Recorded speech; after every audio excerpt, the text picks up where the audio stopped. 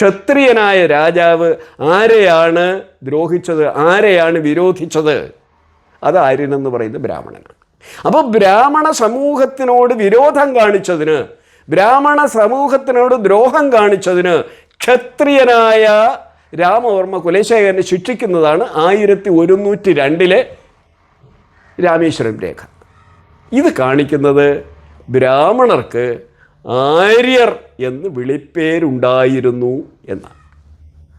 ആര്യരോട് ചെയ്ത വിരോധമാണ്, ബ്രാഹ്മണർക്ക് ചെയ്ത വിരോധമാണ്. അല്ലാതെ ഒരു ക്ഷത്രിയൻ വൈശ്യനോടോ ശൂദ്രനോടോ വിരോധപ്പെട്ടതുകൊണ്ട് ആരും അവരെ ശിക്ഷിക്കാറില്ല. പക്ഷെ ബ്രാഹ്മണനെ വിരോധിച്ചാൽ ഒരു ക്ഷത്രിയനെ പോലും ശിക്ഷിക്കാനുള്ള അവകാശം അന്നത്തെ ബ്രാഹ്മണനും ബ്രാഹ്മണ സഭയ്ക്കും ഉണ്ടായിരുന്നു എന്നാണ് ഇത് കാണിക്കുന്നത്. അങ്ങനെയെങ്കിൽ ആര്യനെന്നുള്ള പട്ടപ്പേര് ആദ്യമായി സിദ്ധിക്കുന്നത് ഇവിടെ ബ്രാഹ്മണർക്കാണ്.